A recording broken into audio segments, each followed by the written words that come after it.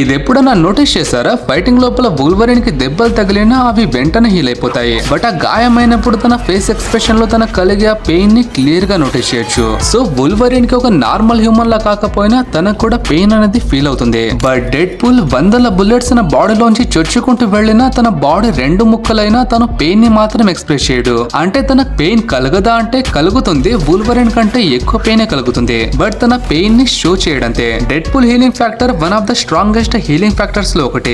గాయాలు హీల్ అవ్వటంతో పాటు కట్ అయిన బాడీ పార్ట్స్ కూడా మళ్ళీ రీజనరేట్ అయిపోతాయి. తన నర్వస్ సిస్టమ్ ఒక నార్మల్ హ్యూమన్ నర్వస్ సిస్టమ్ లానే వర్క్ అవుతుంది. తన ఇంజురీస్ ఎంత తొందరగా హీల్ అయితే తనకు అంత పెయిన్ కలుగుతుంది. బట్ తన పెయిన్ ని ఎక్స్ప్రెస్ చేయకపోవడానికి రీజన్ తనొక వారియర్. చిన్నప్పటి నుండే తనొక ఫైటర్. వారియర్స్ కి ఎంత పెయిన్ కలిగినా వాళ్ళ పెయిన్ ని షో చేయరు. డెడ్ పూల్ మెంటాలిటీ కూడా ఇంచుమించు అలాంటిదే. అండ్ తన కలిగే పెయిన్ నుండి డిస్ట్రాక్ట్ అవ్వడానికి ఫైట్ మధ్య లోపల జోక్స్ చేస్తాడు. తను జోక్ చేసేది మెయిన్ గా పెయిన్ ఫీల్ అవ్వకుండా ఉండడానికి. తన దగ్గర పెయిన్ ని ఫీల్ అవ్వకుండా ఉండే సూపర్ పవర్ ఏం లేదు.